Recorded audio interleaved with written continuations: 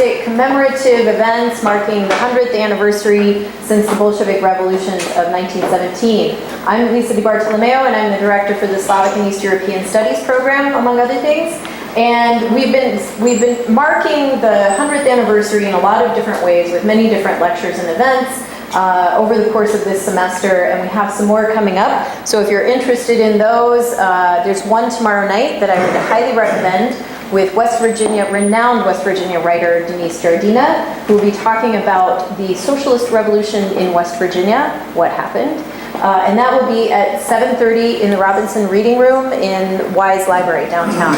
And if you've never read something by her, she is a state treasure, and I would very much encourage you to attend her talk. Later in November, we have a musical program with a fantastic violin professor from WVU who's going to be doing our own private concert just for us.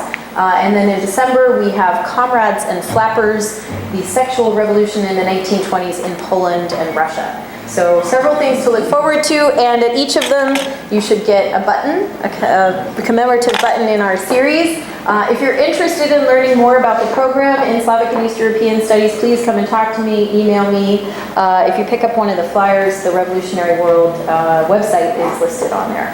So, thank you all for coming, and it is my great pleasure to introduce Dr. William Brustein this evening.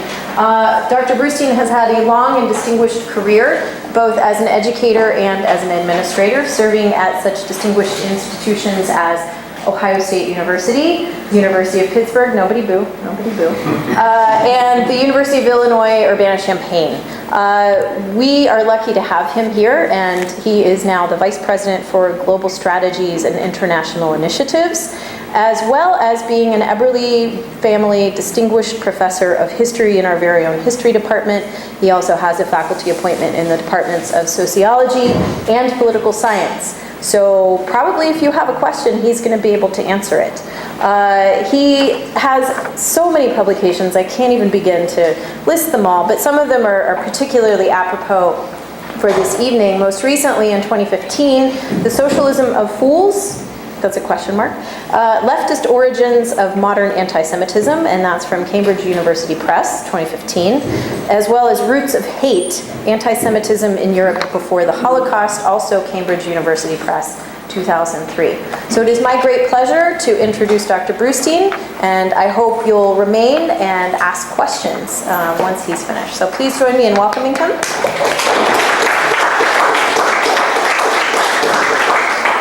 Thanks, Lisa. You forgot to mention your spring break study abroad. No, there are flyers, right? Oh, there are flyers, good. Yeah, she's going to run a wonderful program during the March break in Prague. And there is a chance, just a chance, that we may be able to get President Gee to drop in. That was supposed to be a surprise. Oh, okay, forget that. Erase that. Oh, I'm sorry, Lisa. I just can't keep a secret. Okay. Thank you very much for the kind introduction.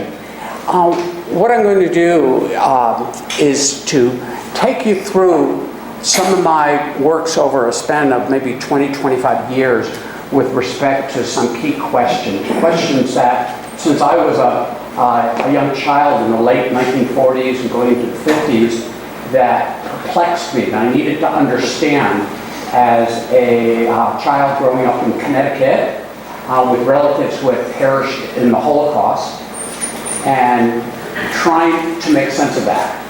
But it wasn't really until I became a tenured professor that I was able to delve into the first of these major projects in a way that led to a very provocative work that I'm going to take you through.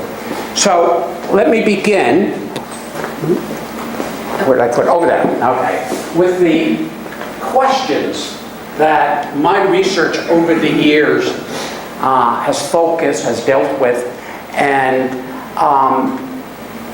you will see a relevance to 1917, because throughout this presentation, an underlying thread is the coming to power of the Bolsheviks in November 17, and how that was used in both positive and negative ways with regard to the questions of anti-Semitism and the rise of fascism. Let's see, this one. Here are the research questions. From early on, the question for me was, how could such evil, the rise of Nazism and the Holocaust, have occurred? Growing up, I was told so often by my relatives that in ways, in terms of scientific achievements, in building, in terms of cultural development, Germany was such a leader in the Western world.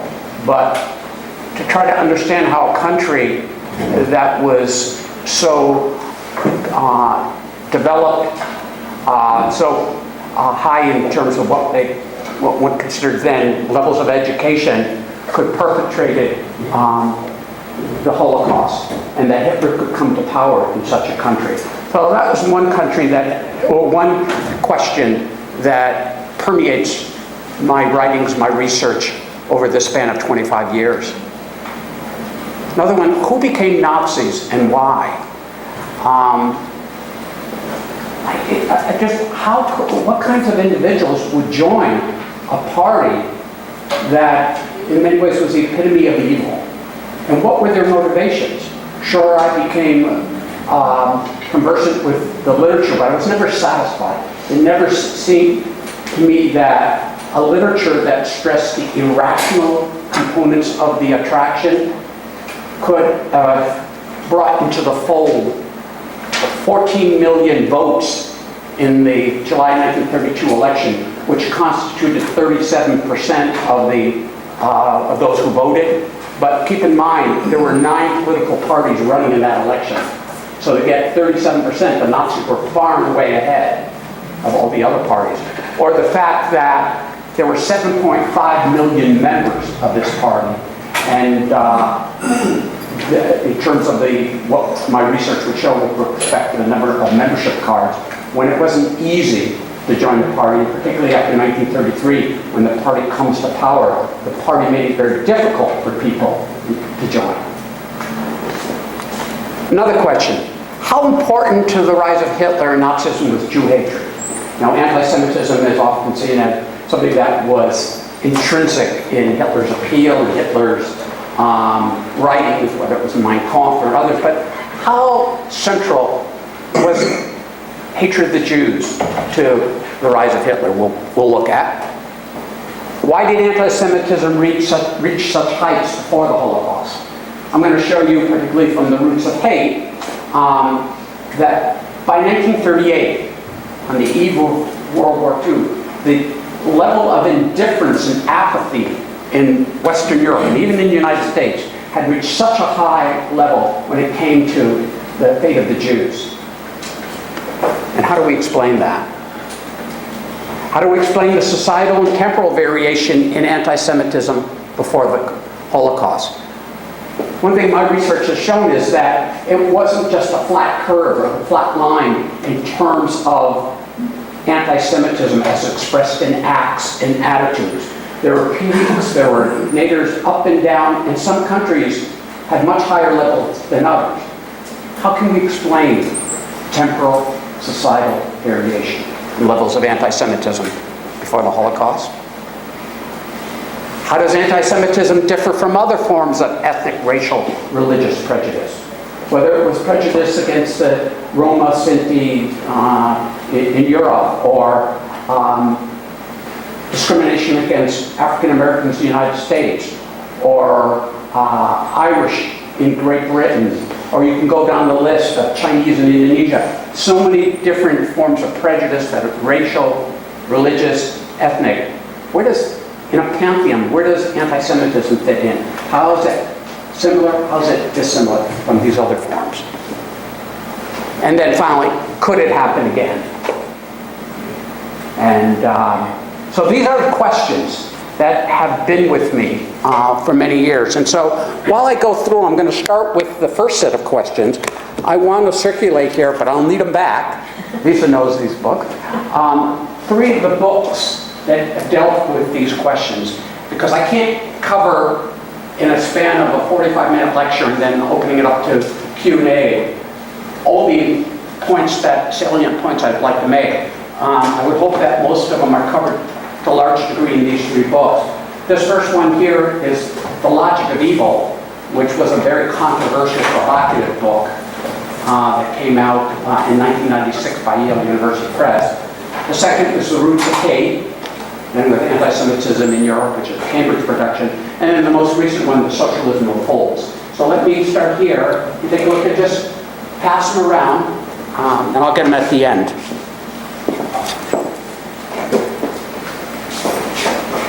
So let me start with The Logic of Evil, where I focused on those questions dealing with who became Nazis and why, how important was anti-Semitism to the rise of Hitler, really what motivated individuals to support the Nazis.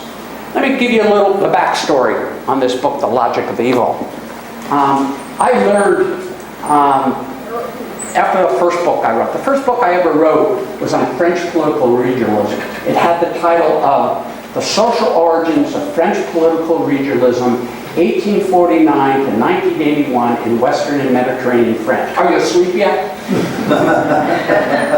So I kind of figured, with titles like that for books, who the hell was going to pick it up in a bookstore or a library?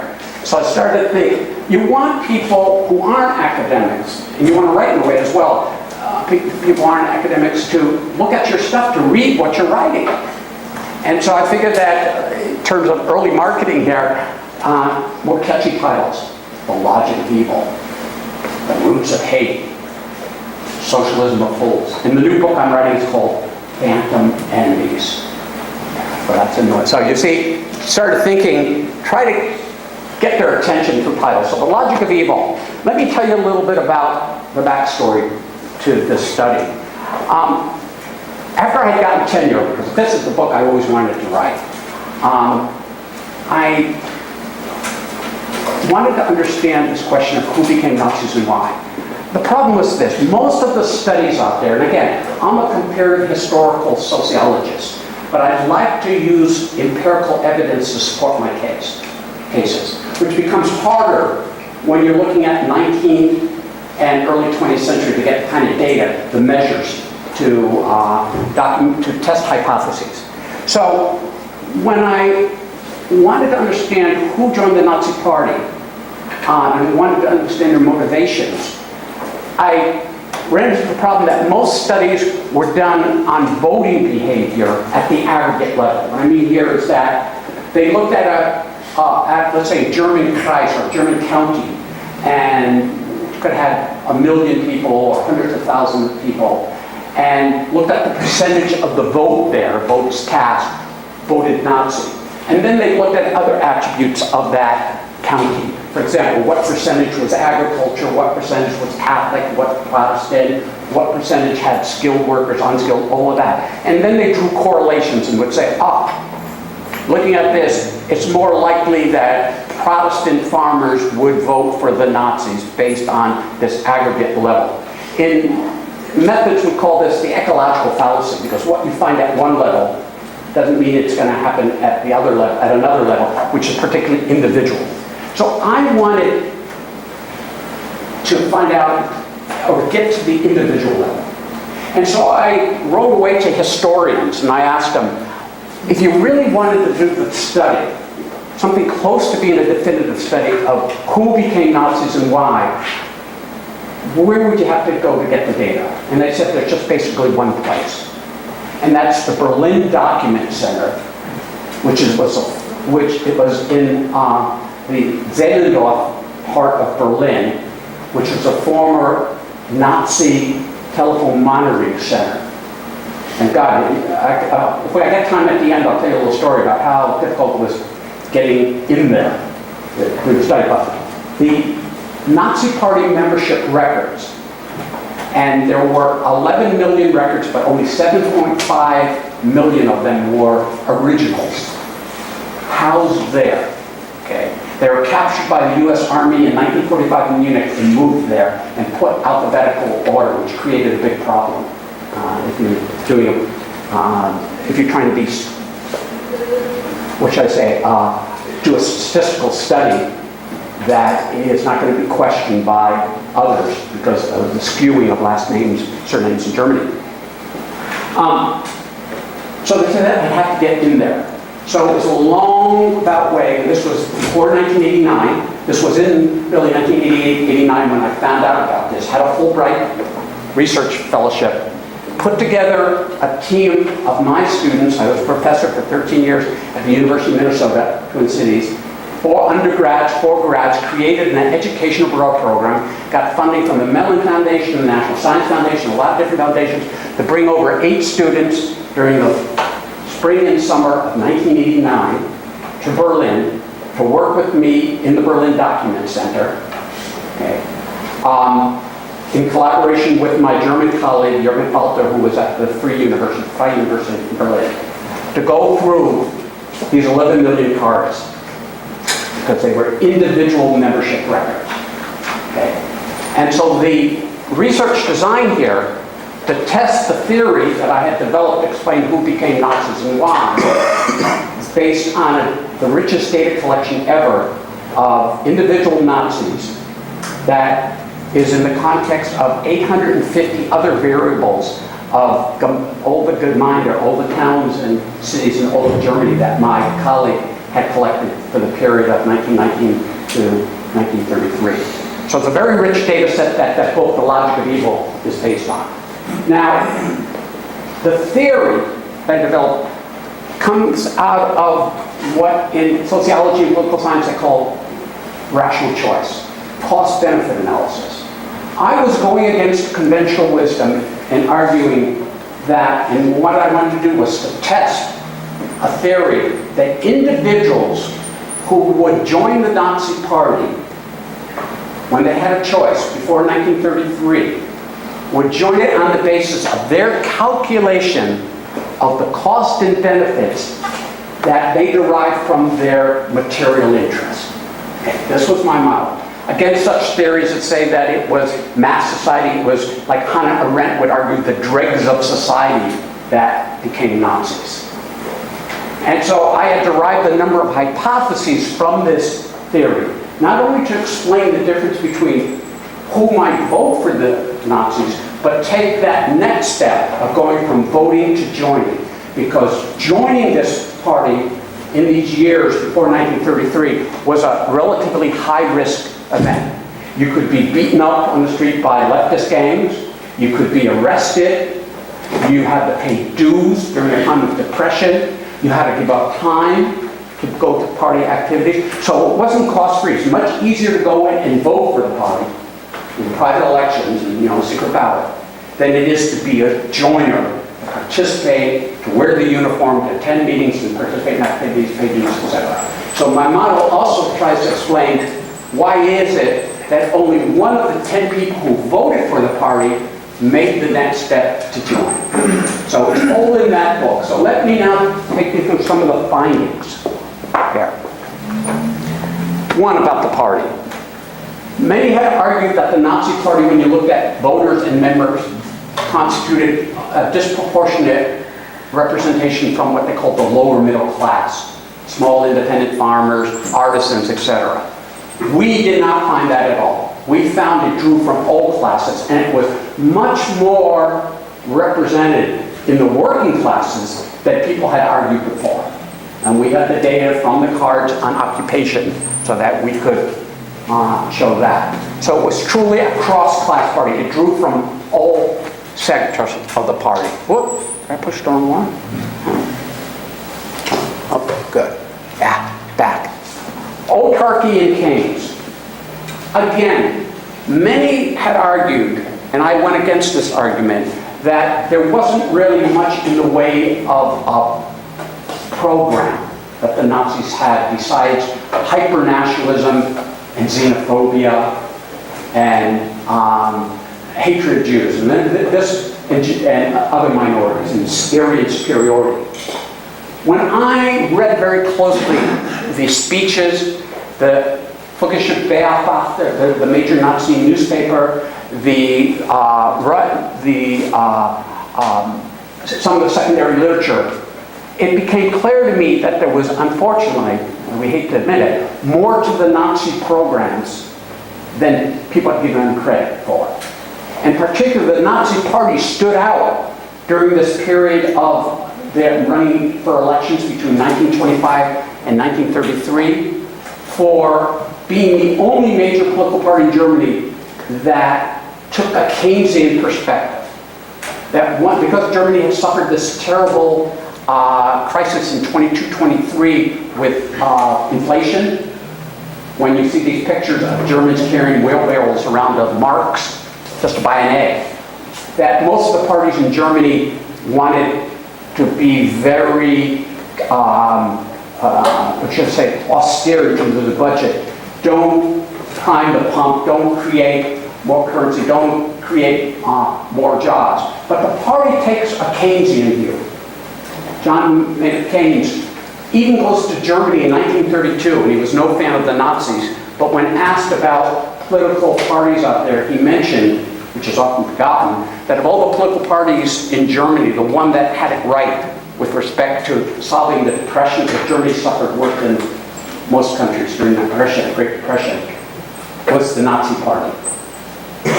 And so the positions the party took were very Keynesian in priming the pump. And much of what Roosevelt would do in the New Deal a few years later was very consistent with what the Nazis were laying out in the late 1920s and early 30s in terms of priming the pump. Autarky, the party emphasized economic nationalism. That is, building and investing in domestic industry. Don't worry about how the U.S. or Canada or Great Britain trade. Don't worry about that. Produce, take care of, much like we're hearing today in Washington, the domestic market, protect domestic industries. Okay. Put high tariffs, fine. It was not a free trade party in that way. And that is going to play a role here in terms of membership. Economic material interest, again, what the findings will show and will demonstrate here to a large degree that my hypotheses about which types of individuals were more likely to join the party than others seem to be supported to a large degree by the data. Okay? And you're going to see a few charts in a moment there.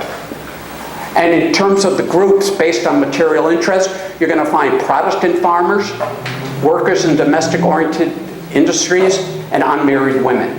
I'll get to the unmarried women in a minute, but for Protestant farmers,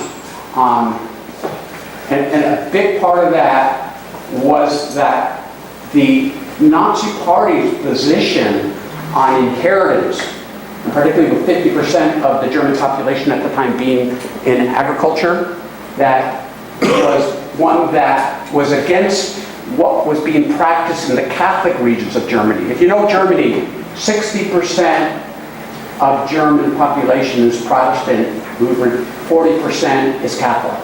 But it's not like there's 60%, 40% in each village. It's like you go to the Rhineland and Bavaria and you find strong Catholic populations. You go to old Prussia, up north around Berlin, it's Protestant.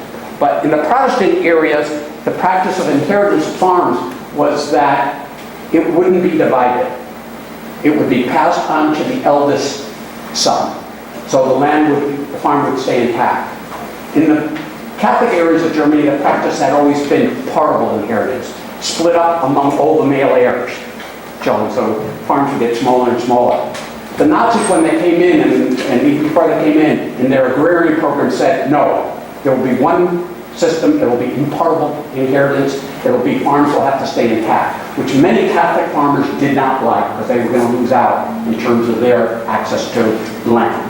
So they're, again, looking at material interests, which hadn't been done before, plays a big role here in trying to explain that. Downplaying anti-Semitism. What we found in terms of content analysis of speeches and of the major German publications, particularly between the years 28, 29, and 32, end of 32, the party began to downplay anti-Semitism in its rhetoric at this point of trying to win the election. It was always there. It would certainly come back full face after 33 when they got in power, but they downplayed it in terms of the themes they were hitting in those years right up to their coming to power in January of 1933. And here we tie back to 1917. National Socialism versus International Socialism. They stood for, the Nazis, National Socialism. They were against International Socialism. And let me take you into what a local visit by a Nazi speaker or organizer would be when he, usually it was a he, would visit a group of workers. It would go something like this. The pie is only so large. If you want to divide it, like the communists say, the Bolsheviks say, into pieces for the international brotherhood of the proletariat all around the world, fine. You know how big your piece is going to be? But if we divide this pie, cut it up, just for German workers, pieces are going to be much larger. We as a party don't care about the workers, the proletariat in Russia, in France, in the United States. We care only about the workers in Germany. That's National Socialism. That's the kind of argument they would use. That's how they would, among other ways, oppose communism, the revolution of 1917, the Bolshevik virus, by saying, we're not international socialists. We're national socialists. And that was a very, very pervasive, in the time of the Depression, which led to over 30% and many 30 to 40% among many sectors of unemployment in Germany. Lessons from this, and make sure I'm okay on time. And many of the Anglican church groups picked up this book, The Logic of Evil, was reviewed in the New York Times the day it came out, and it got a lot of press. And one of the big things people picked up on was the title, The Logic of Evil. And what I had argued there, that evil as an outcome, which Nazism certainly was, can have very ordinary, mundane beginnings. That is, that individuals who supported the party and joined it in 28, 29, 30, 31, could not have thought about or known that it would lead to the destruction of Europe, destruction of Germany, and to the Holocaust. People just don't have that ability to see that far into the future. They were thinking and were attracted based on their cost-benefit analysis, I argue, of what party was more likely to address their material interest from the perspective of that moment, not thinking 10, 12 years, okay, of what might happen. They were thinking what is happening. And that, I think, is an important lesson, even today, in terms of understanding that evil may be out there in terms of political movements and parties, but people who support it aren't supporting it on the basis of any type of appeal towards evil. There are probably some who do, but others who don't.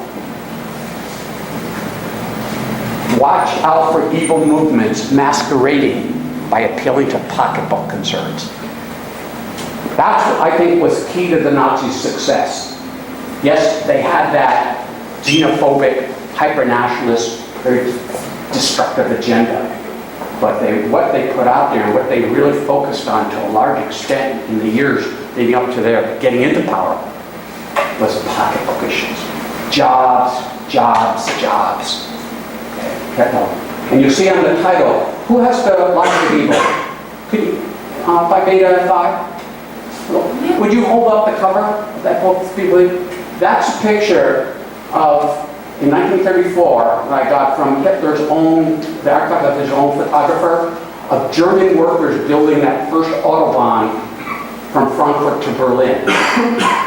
What Hitler had promised, jobs created. The Autobahns were built mostly, the famous German under Hitler co-designs the Volkswagen, the people's car.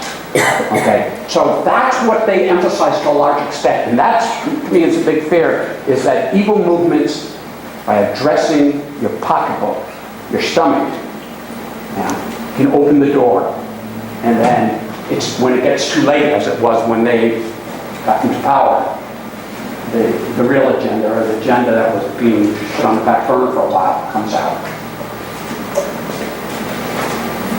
Few data, just to point out some of it. Again, this is empirical, and the sample that we took a proportionate sample. We looked at the years 1925, when the Berlin Document Center's data, the Constitutional Party begins, to Hitler comes to power in 1953. And so our sample had basically 42,000 individuals from the 7.5 million. But it was a sample that addressed all the factors that one might say, well, is this a representative sample? So it passed muster on all those tests. But the point here is that you can see definitely that the party, in terms of its members, joiners, did much better in Protestant areas. This is looking at the general population in terms of the percent Catholic in the community. So here, this is not a very highly Catholic area, this community, for example, of communities like this, and you see the party joiner 65% versus 57% of the general population. But when you get to areas that were predominantly Catholic, okay, here at 75 to 100% Catholic, you'll see the general population is much higher than the percentage of joiners. So joiners indeed tended to be Protestant rather than Catholic. Here, looked at workers. The argument that I lay out here is that based on a model of self-interest, we would expect skilled German workers more than unskilled workers to join the party.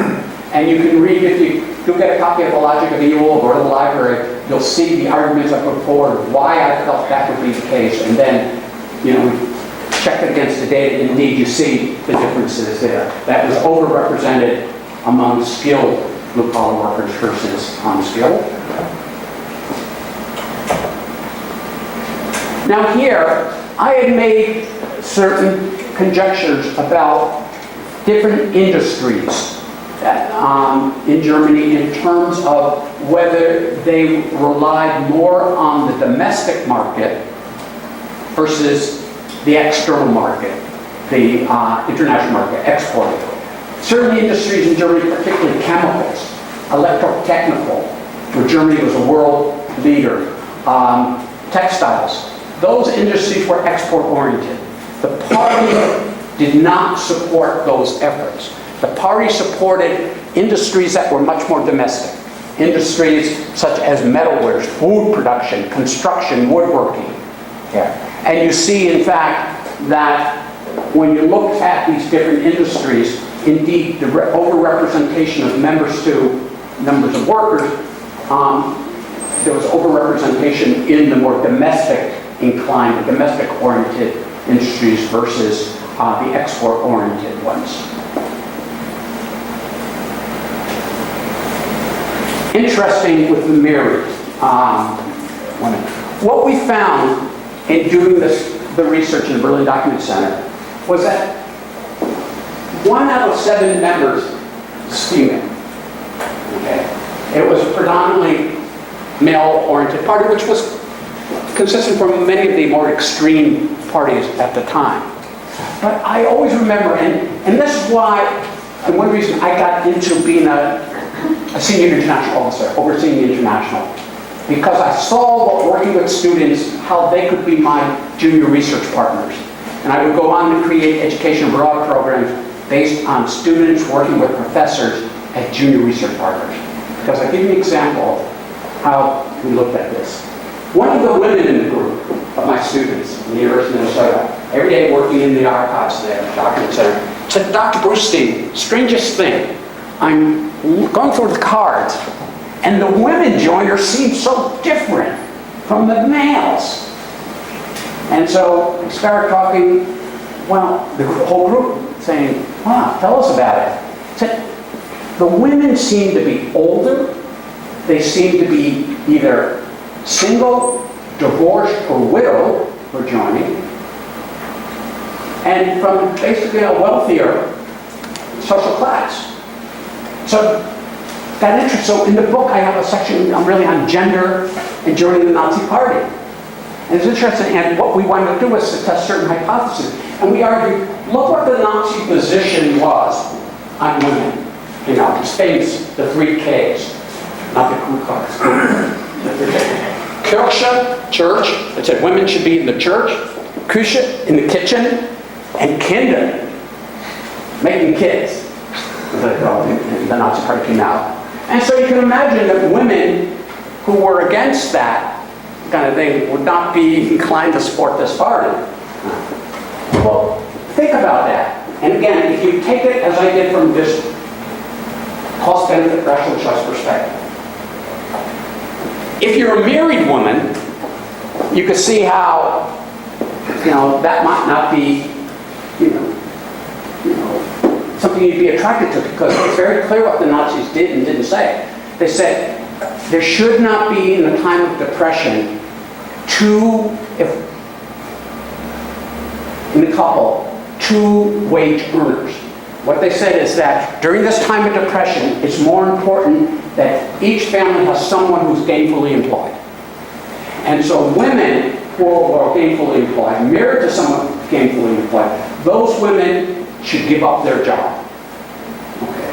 So other families could at least have a job, one person in the couple, the family, one adult could be employed.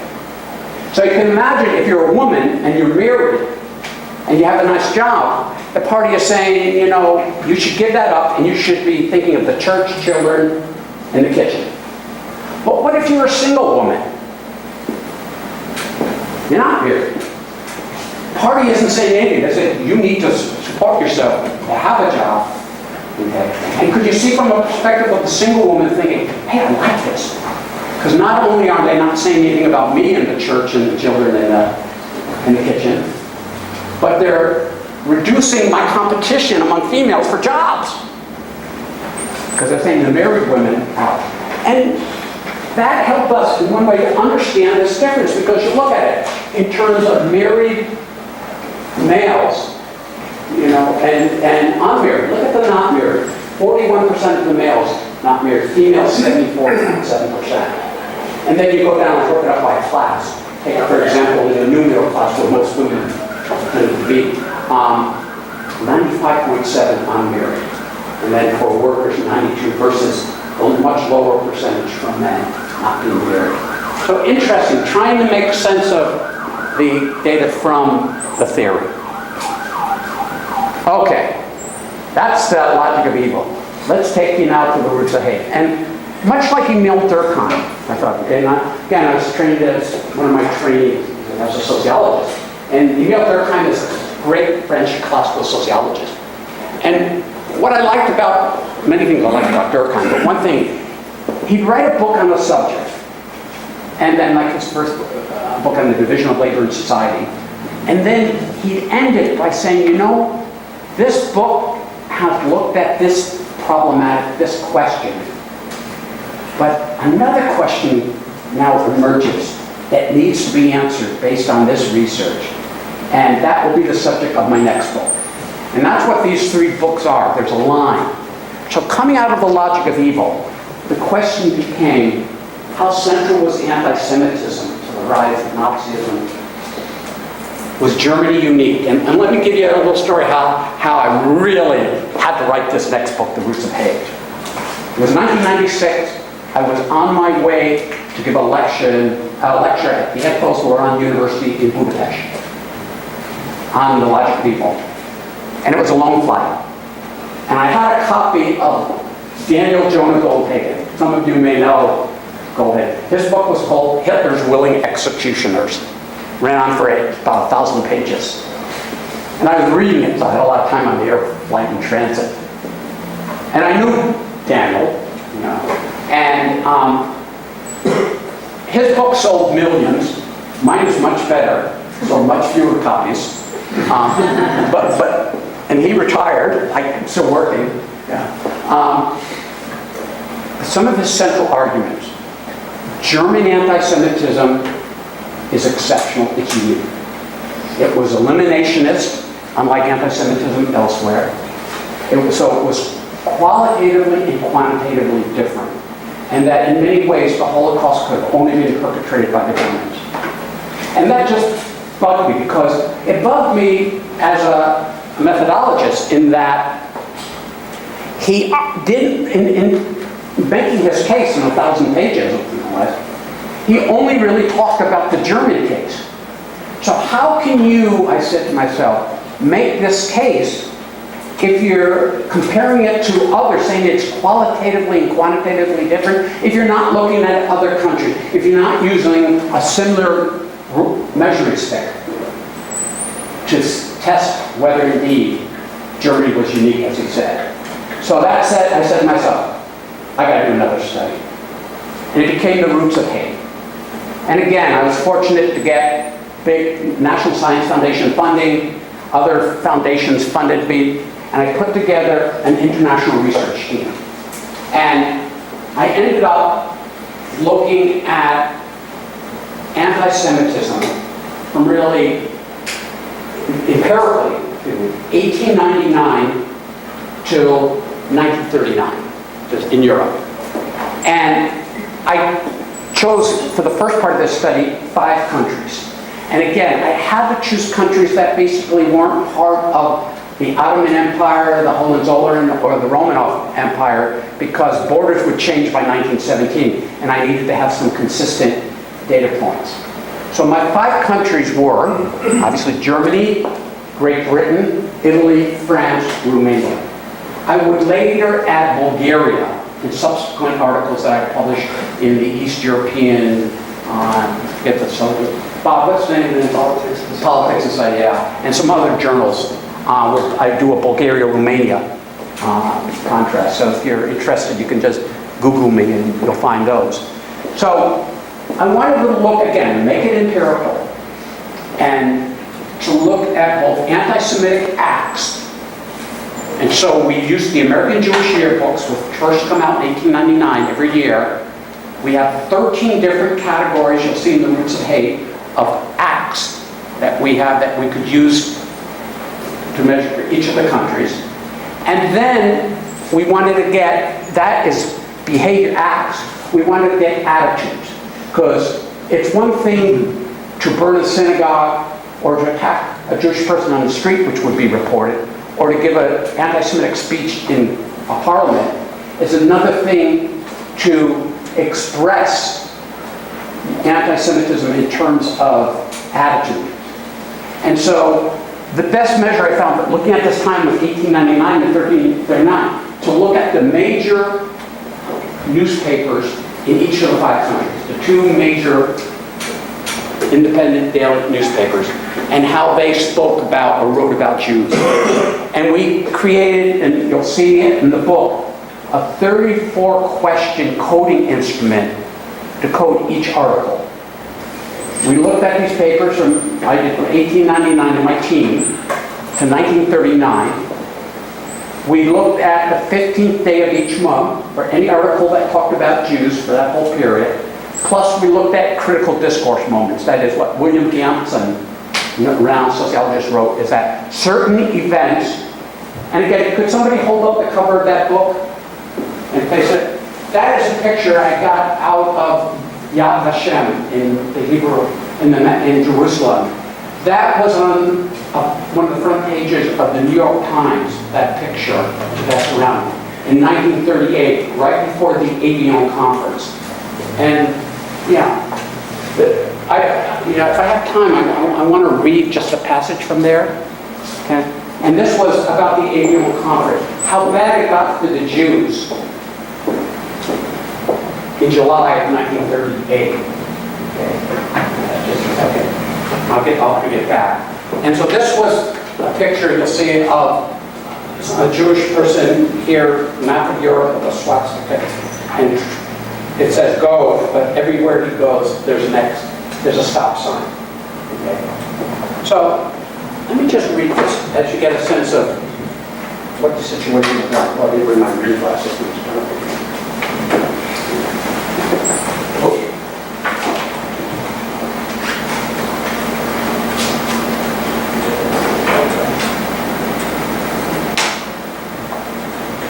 Okay, and then how the book starts off. In the months following Nazi Germany's annexation of Austria in March 1938, Nazi persecution of Jews in Austria climbed dramatically. Jewish property was destroyed, persecution and violence against individual Jews became commonplace, and hundreds of Jews were marched off to prisons and concentration camps. These crimes against Jews drew worldwide attention. During the spring and summer of 1938, tens of thousands of Austrian Jews swelled the ranks of Jews seeking to flee pre-Anschluss Germany.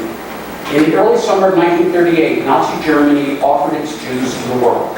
At the same time, neighboring Hungary and Yugoslavia closed their borders with Austria, while fascist Italy, which had recently permitted German and Austrian refugees to enter the country, halted Jewish immigration.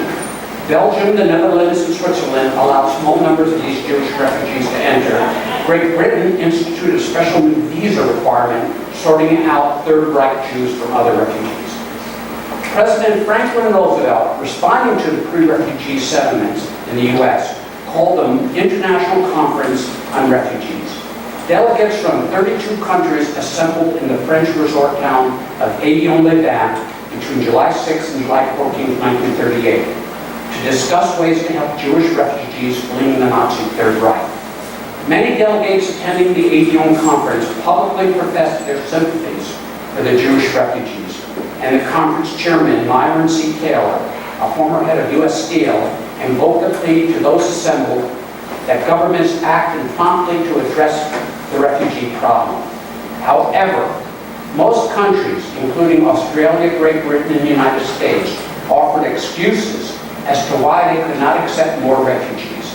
The Austrian delegate, explaining the country's refusal to increase its quota of refugee Jews, stated that the entry of more Jews would disturb his country's racial balance.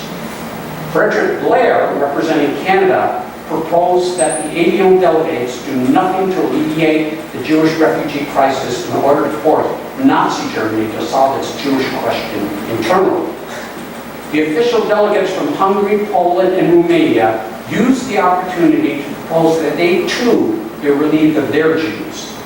Several Western delegates, seeking to justify their country's reluctance to accept more Jews, emphasized the fear that a change in existing quotas would prompt some Eastern European governments to expel tens of thousands of their unwanted Jews. In the end, only the representatives of the Dominican Republic and later Costa Rica agreed to increase their quotas. That the world seemed to turn its back on the German and Austrian Jewish refugees, not surprisingly, provided the Nazi regime's anti-Semitic campaign and propaganda bonanza. Just to give you a sense of what it was like then. And that picture there came into the cover of New York Times about the Avion Conference in 1938. So, in addition to the 15th of each month, we looked at what we call critical discourse moments. How did newspapers and all these things talk about the Avion Conference, about the Crystal Night of Broken Glass, when the Germans, thugs ran through the streets, beating up Jews. Some Jews were killed, breaking or smashing Jewish synagogue windows, etc. These events were covered across the world in the press, and so we would start looking at the first article about these critical discourse moments to the last one, usually a week or two later, when it was no longer the lead story. And that became part of this data analysis. And so, so again, this book is very research and very empirical in terms of the data. Now, what are the key findings? What I argued here in the model that I developed was that there were 4 roots and 3 triggers to help explain variation across countries in anti-Semitism and across time periods. The 4 roots, and they're like narratives. There was the religious story about Jews in Europe, that Jews were responsible for the death of Christ, that Jews refused to accept Christ as the Messiah. There's the racial story, because again, in this period, up to 1939, race science, science that ethnicity was seen in terms of different races. There's Aryan races, the Germans were considered race. the French another race, and they were a hierarchy of races in this new science of race. But that in this narrative, that was an anti-Semitic narrative, Jews were seen not only as an inferior race compared to the Nordic Aryan races, but as pernicious, as a race that was pitted against the Aryans for survival. Okay? So it wasn't only inferior, but it was a dangerous race in this group or anti-Semitic narrative. The third was the economic anti-Semitic narrative that was pervasive in Western cultures, that the Jews disproportionately controlled wealth, financial houses, and therefore could manipulate prices. The fourth group was the political group, and this ties back to 1917. That Jews had historically, going back to the Spartacus revolt, even Churchill, in an anti-Semitic article he would write in 1922, cites this, that every subversive revolutionary movement against the social order had been led or mobilized by Jews as it went. And so Jews were to be blamed for the Bolshevik virus. This was a big one, that particularly after 1917, that was used against the Jews. And so this is a political narrative, that Jews are communists, Judeo-Bolsheviks, Jews are atheists, they're going to overthrow the Christian social order. Okay. Those were the four anti-Semitic narratives. The three triggers, I say, that would ignite those different narratives at different times would be economic crisis, a recession, like the recession of 1873, 1882, 1893, 1929. These were major world recession depressions when we find levels of anti-Semitism going up, particularly citing the economic anti-Semitic narrative. A second one would be immigration flows, particularly from 1881 up until the 1930s. Jews fleeing from Eastern Europe, from Romania, from Russia in particular, millions of Jews. My ancestors come from 1905, many of them from Russia, after the pogroms against the Jews there, but fleeing westward.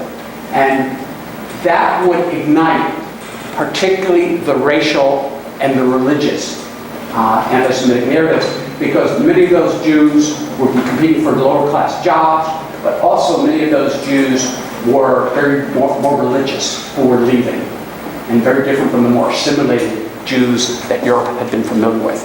And so we look at times of that population movement, the immigration, as one would set off the roots.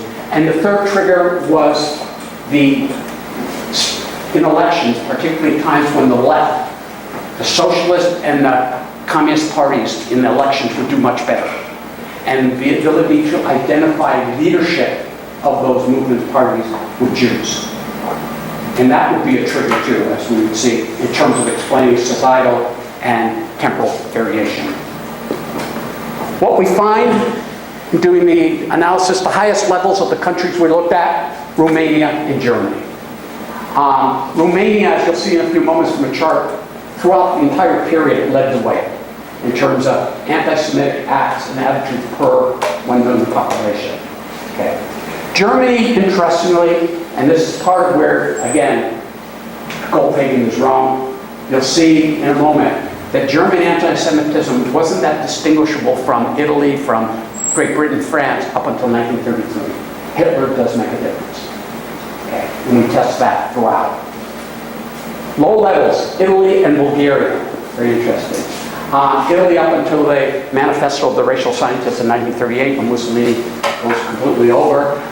Bulgaria. What was key about Italy and Bulgaria, what we found, Jews there were more likely to be found represented in all classes of society, from workers all the way up to, bankers. They weren't overrepresented in one certain caste, class, or stratum. Also, very key, and ties back to 1917, particularly in Italy and Bulgaria. When you looked at leadership of the communist Marxist movements in those countries, there were few Jews. Jews were predominantly supporting nationalist programs. In Italy, since the Risorgimento, which the Jews supported greatly. In fact, 5 of the 19 members who helped form the Mussolini's Fascist Party in 1919 were Jews. Some of his biggest funders were Jews. His mistress, Sarfati, was Jewish. Okay. In Bulgaria, again, you look at the Bulgarian Communist Party, very few Jews. Jews were more likely to be in other parties, but nationalist parties there. That was not the case in Romania. They, without question, supported the Marxist movements there. It was not the case in Germany. They were Social Democrats, DDP, or supporting the Marxist movement. So that becomes a very important issue, as we found in the data. Left-wing anti-Semitism. What struck me, I had always been brought up thinking anti-Semitism was something you find on the political right. Particularly doing the study of the country of Great Britain here, to find out that Britain, in many ways an outlier, whereas the left had abandoned anti-Semitism to a large extent as part of their platform in Europe around the Dreyfus affair in the mid to late 1890s. It really begins to reach a peak in England afterwards during the Boer War and leading up to 1917, blaming the so-called cosmopolitan Jews. And so the left, rather than the right in Great Britain, played the dominant role in propagating anti-Semitism in terms of its political organs. And that would serve, again, just to let you know, as the thread to that next book that's going around the socialism of polls. Because I wanted to understand how did left-wing anti-Semitism, where did it develop, why, how was it different from right-wing anti-Semitism? But that comes out of this study. So let's just look at lessons here. Anti-Semitism is multifaceted. What I did and came away from this study is that trying to understand why it's been so-called the longest hatred, and a number of titles, so books have that as a title, why it doesn't seem to continue to pop up, is that Jews could be disliked on the basis of not only economic prejudice, but there was religious, the racial, the economic, and the political. It's multidimensional, multifaceted. And I was thinking, can you say that about other groups? And one thing I do in the roots of hate, I look at the same time period, acts and newspaper reportage on Roma Sinti, Gypsy, okay, comparing. It was so different. What you would read about the negatives about the Roma and the Sinti, more they are mysterious, they're vagabonds, and they involved in pilfering. Nothing about seeking world power as a major political threat, as a major racial threat, as a major economic threat. None of that. So the multifaceted nature of anti-Semitism is a lesson that comes out of this work.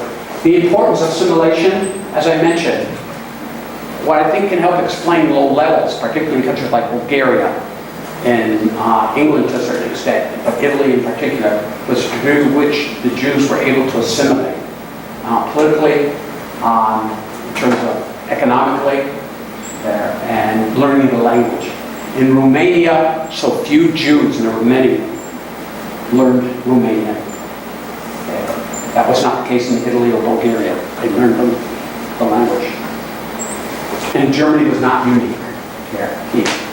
Germany, there was no proof that anti-Semitism, qualitatively or quantitatively, before 1933, had Germany stand out. Not at all.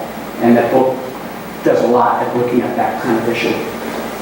And then the question of the new Jews. Who are the Jews today? If we look at the Jews as a group in Western societies that have been targeted, for which there's this multidimensional form of prejudice, who are the people, so-called new Jews today?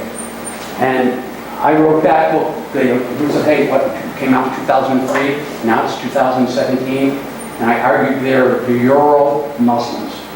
I read it back then, because you can make, against Muslims in Europe, and even to the extent in the United States, religious, racial, economic, and political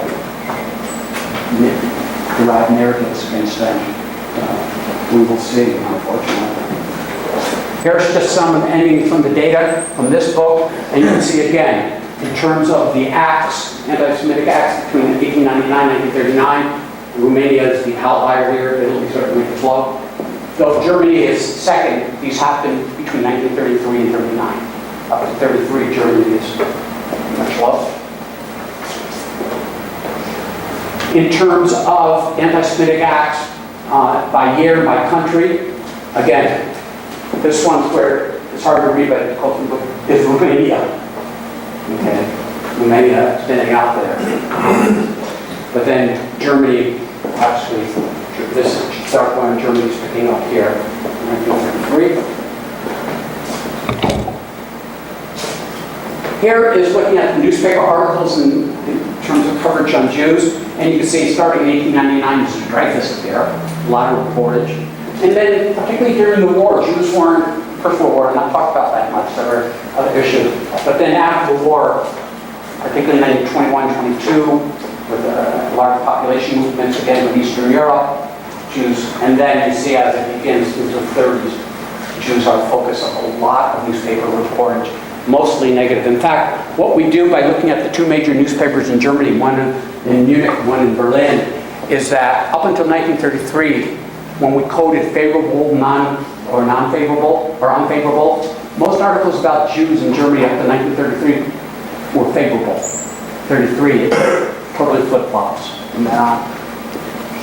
Oh my God, I keep doing the wrong button. Oh. Might be the last one. Oh, which one, huh? Get so excited. Was that the last slide? Yeah, I think the last one.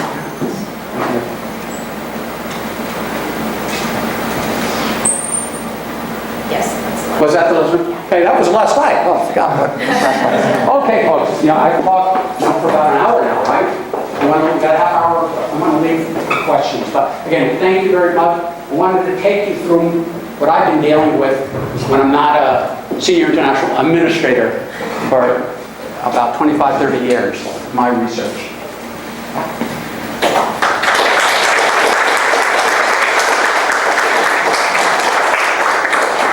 Questions? Yeah, sure. Yes, that was really laid out really wonderfully. Appreciate that a lot. He works for me.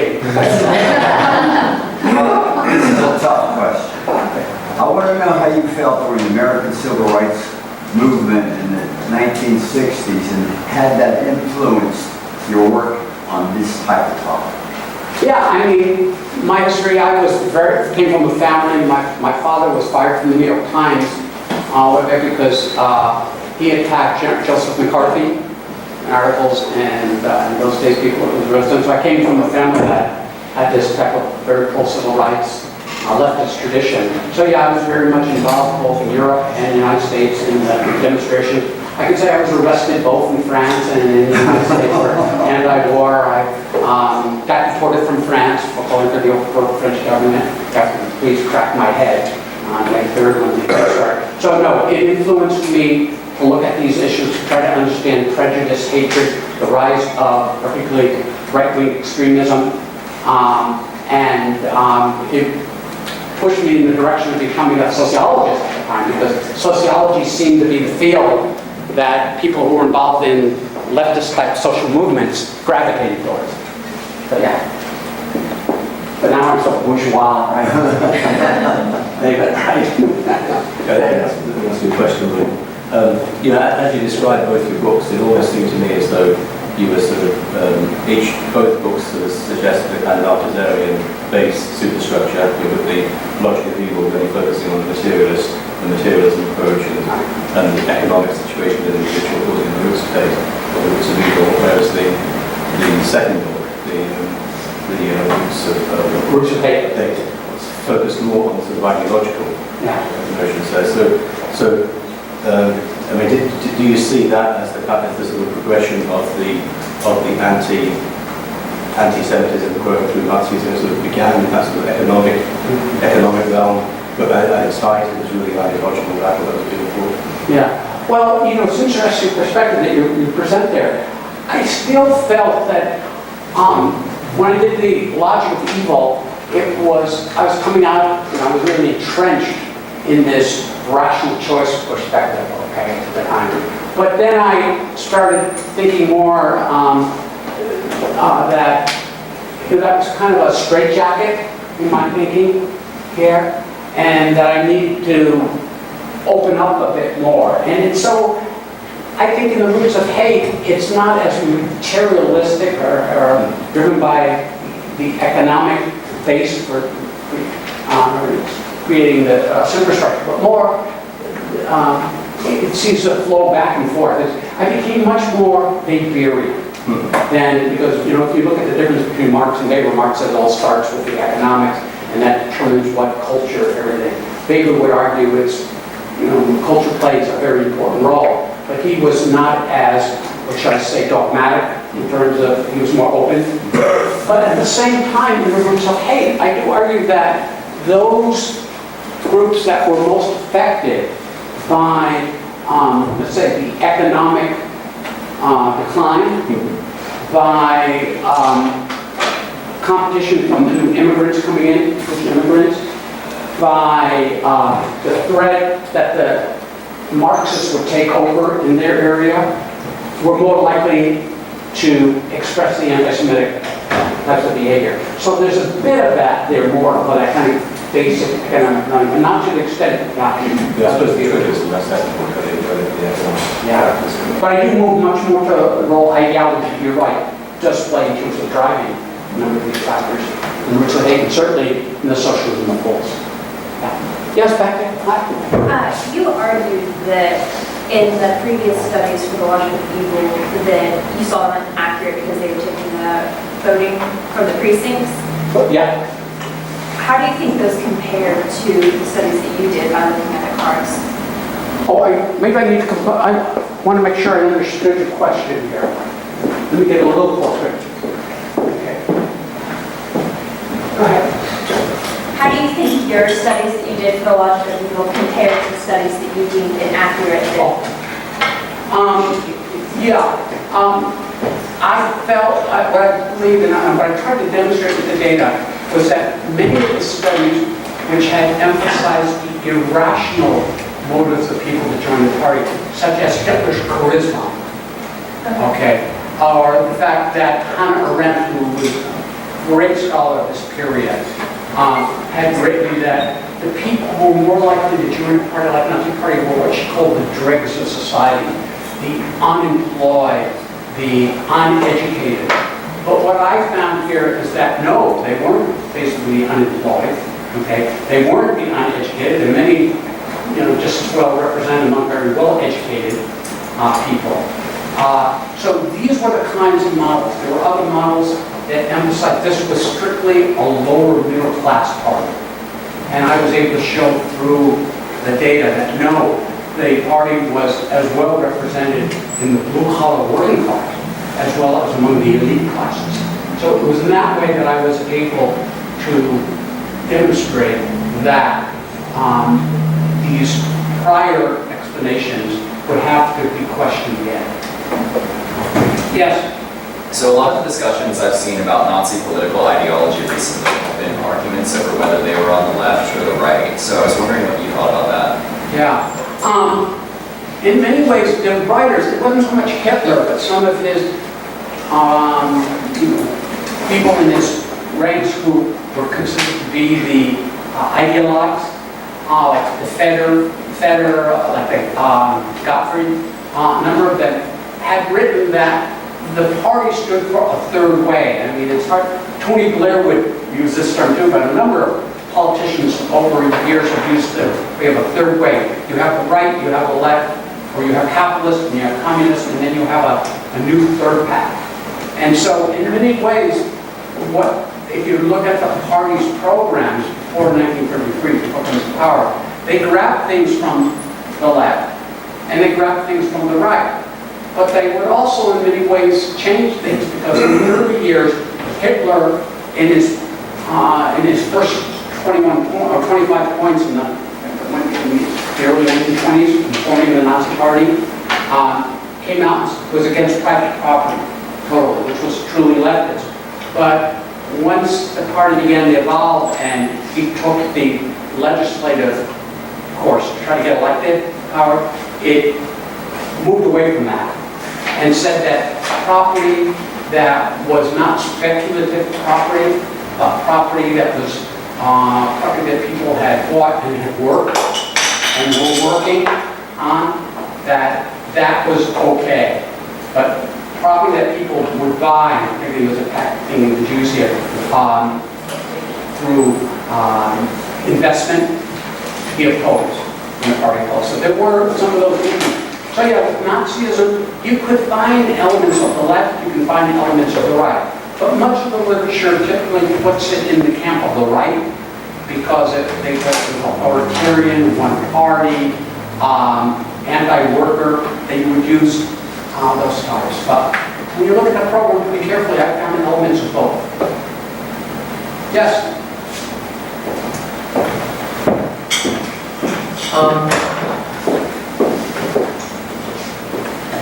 You've used sociological statistical analysis. You've used political theory. Right? You've used all of these other categories. But it seems to me there's one category of approach that you're not, maybe you have it in there, but you're not sort of telling us, which is the psychological approach. Because if you look at, I think of the picture of the frying pan with these scrambled eggs. This is your brain on drugs. This is also your brain on anti-Semitism. Who's brain? My brain. This is the brain on My brain is scrambled.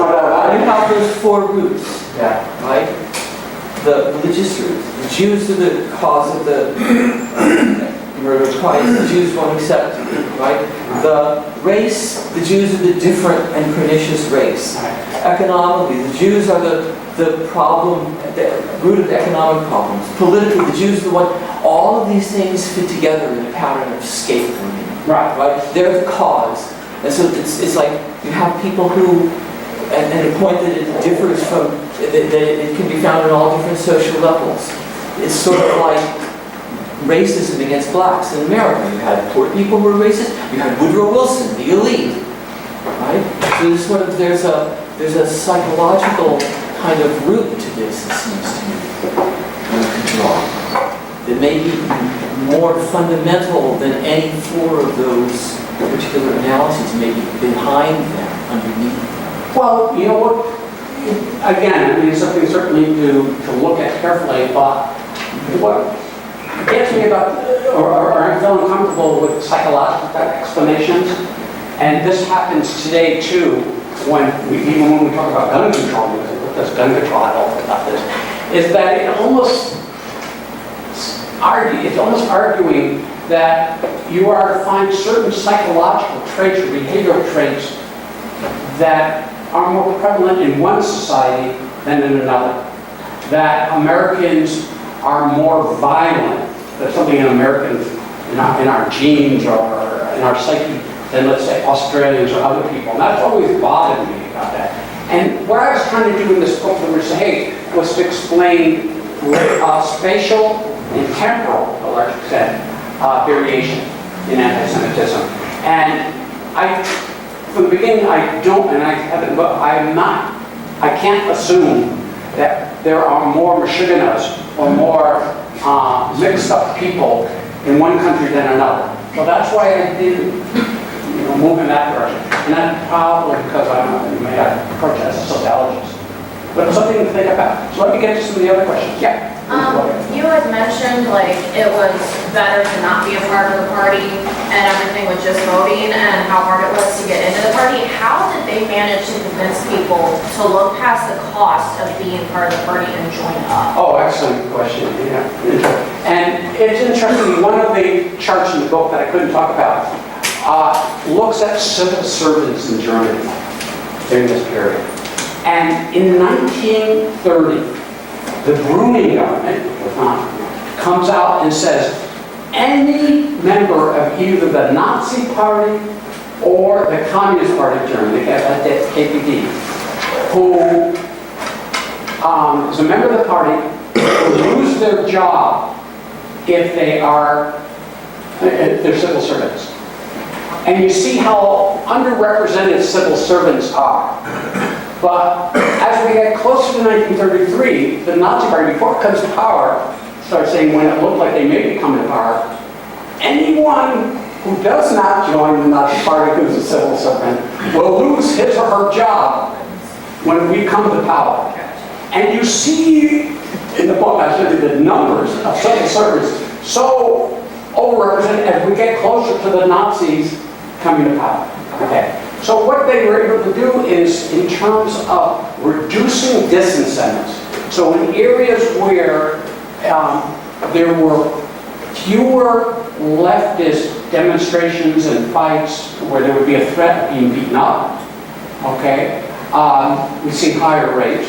Where there were more offers of specific jobs within the party structure with people who had lost their jobs, we see an incentive, which becomes a private good rather than a public good.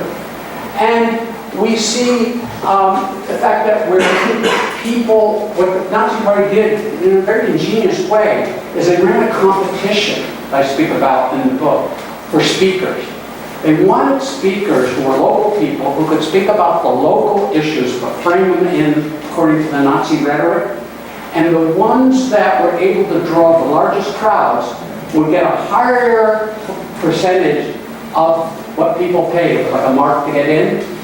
And so people who were good speakers and that were the ones who would, get more money, so there was that incentive. So I looked at the selective incentives that could be provided, and particularly reducing the disincentives. Yeah, Bob. Yeah, no Jewish community was more culturally assimilated than the German Jewish community. And there are other kinds of measures too. I degree in marriage. And so what went wrong? Because if you look at Italy, also a high degree of assimilation. I think you mentioned Bulgaria, a high degree of assimilation. But Germany also stands out as high degree of assimilation, but yet something went wrong. Here's how I would explain that. One is that what happens particularly in the 1920s and right after World War I is a large influx of East European Jews, particularly Polish Jews, into Germany, who were not the assimilated German Jews. Many of them supported leftist movements, okay, which plays into the anti-Semitism. And it was particularly in areas where they settled that you started to find this rising support for the Nazis. That first thing. Second is that, yes, you're right that Jews were very assimilated. But what the Nazis and others were able to do very well in Germany was to make the case that so many of the leaders of the Communist Party, the KPD in particular, were Jews. Going from people like, particularly Rosa Luxemburg and her role. The fact that in the Munich uprising of 1919, 1920, the role that Jews played in that. Was that actually true or fabrication? Much of it's what we call half-truth. Because in many of these, in fact, Jews were highly represented, particularly in the intellectual side of the party. So there was a bit of that. But the other thing I want to mention is that in Germany, it's interesting that many of the leading anti-Semites, and particularly in the Nazi Party, were not native-born German in terms of what you could say Germany was, before 1914. Okay, that they were from the Baltic states, they were from Austria, they were from Germans who hadn't lived in Germany, but who fled to Germany in 1970 after the 1917 Bolshevik Revolution. That's like Eastern European nationalists, like Ukrainian nationalists. The strongest ones were not from Ukraine, from Galicia. Emigrant nationalists. Maybe one last question? Yes. You talked about Hitler being charismatic, and you see that in his speeches. He's very he can do it, into himself, into the Nazi Party. I know you talked about in the very beginning, really diving into the pocket, sort of thing. Because Germany was in a recession, really trying to get that. get the people on their side. Do you think like all those factors kind of allowed the Nazi Party to start doing these anti-Semitic acts? Like Kristallnacht, leading up to Kristallnacht, kind of getting away with it, because they're so, they're trying to build Germany back up, especially its economy. Do you think, those type of factors kind of, allow the Nazi Party, and specifically Hitler, to, start doing these anti-Semitic acts? Well, and again, there are other people who've written much better accounts of this than I have. What the general consensus is that the Nazis, with their anti-Semitic policies, proceeded very slowly, very carefully, and did it legally. They first learned in April of 1933, guess what, 2-3 months after coming to power, they supported the boycott of Jewish stores. But that didn't work well. Most people say, hey, the prices are better here in Germany, they went and shop there. The Nazi, the leadership steps back. They would go slowly through Nuremberg laws, step by step by step. Even with Kristallnacht, there was so much opposition to it within Germany, particularly from the business elites. They said this is bad for German prestige in the world, bad for German business. Yeah, I'm in the Holocaust history class right now. We read Kristallnacht, and in the book it says that a lot of the local police and firefighters didn't like it. They were kind of like, what's going on? What happened here? Right. Yeah. But then again, I always ask the question, why could people have allowed this to go on in Germany? Because they saw Jews being ostracized with signs, Jews being beaten. And I look at it this way, and again, this is my own take on it. And think about why you might support a political movement or party today there. Let's say there are 9 or 10 things that are important to you about what would move you to support party X over party Y. 8 of those things, the party is doing a great job on. Okay? And we take it back to the Nazi Party. Getting Germany out of the Depression, creating jobs, the Autobahn, making Germans feel good about themselves, really up until 36, 38, 39, getting back from the Rhineland to the Austria to Sudetenland without shot being fired. So turning the Versailles Treaty on its head, doing that without a shot. And Hitler was able to do this, and no other leaders in Germany before were able to do that. But there's one thing that you think is unsavory. You don't know Jews because it's, less than 1% of the population is Jewish. But you don't care much one way or another, but you don't think it's right that they're being targeted. But on 8 other issues, you're saying, my God, this party is giving me what I want. And, those 8 things are the most important to me. So I understand, I'm looking at it in that way. I think we tend to do that, and we're able to maybe unfortunately look the other way. And that's why, it's interesting. Do we have a few more minutes, Lisa? Yeah. Okay. I want to tell you 2 stories here. One is that I had such an early age. It was almost impossible for me to get my team of students into the Berlin Document Center in 1938. In 1989. Almost impossible. Why? Because in 1988, the head of the Bundesrat in Germany, a guy named Henniger, had given a speech. And in it he had said, if there had been a free election in Germany in 1938, Hitler would have received 98% of the vote in a free election. Because he basically brought back and got everything he wanted without firing a shot. Because he said that in Germany, he was forced out. He had to resign. Okay? And at the same time, these cards that we were going to look at, the membership records, many of them were written in old German, Alte Schrift, the old Gothic writing, on blue ink, on blue cards. The German workers there, and you go into the Berlin Document Center, and the size of a football field, and from floor to ceiling, these wooden drawers filled with membership records.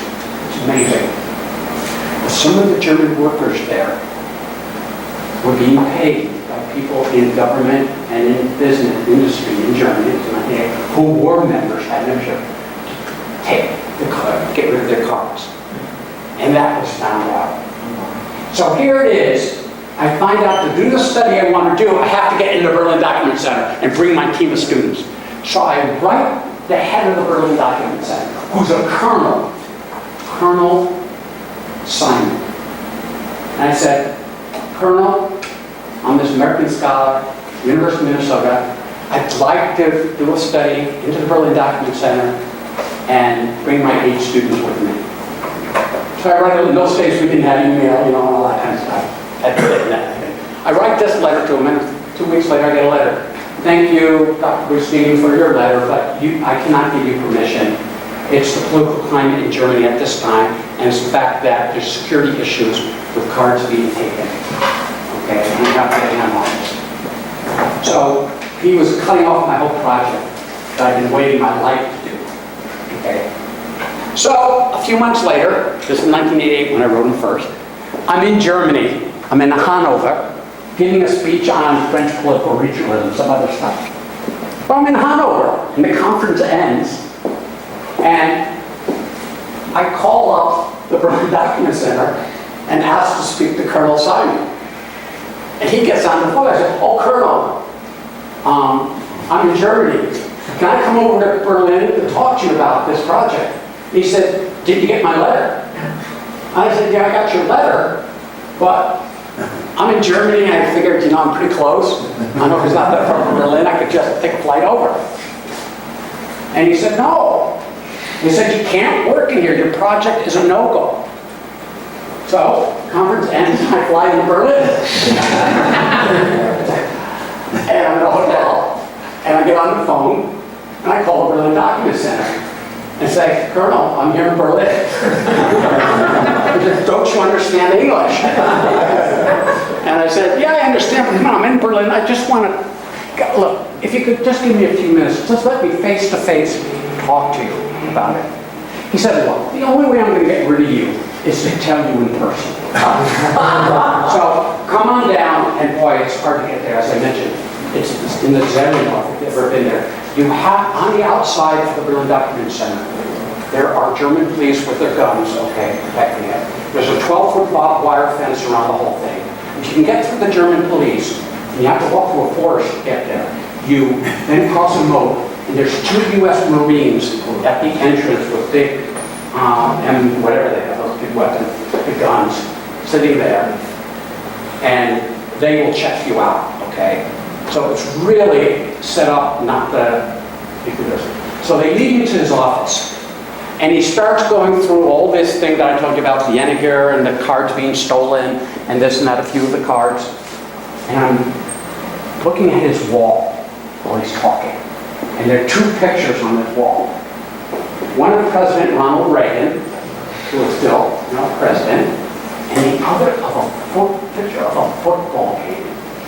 And one thing I love sports trivia. And so while he was talking, he had told me that he was from Louisiana, from Baton Rouge. And as I'm looking at, he's talking, and telling me why I can't do this, I'm looking at that picture on the wall. And it looked like the LSU Tigers from the early 1950s, when they had the great Super Bowl team. And so when there was a break in his monologue, I said, Colonel, could that be the great LSU Tiger football team with Billy Cannon as their halfback? They call him halfback. And he said, yeah. And he realized, Billy Cannon, my God, this guy was phenomenal. He went on to play for the Washington Redskins. What a team. The next half hour we talked sports. And then I said, Colonel, this is the gospel truth. Colonel, what about my project? He said, okay. That's how we got into the Berlin Document Center to do this study. And it had a lot to do with sports and male bonding. So thank you.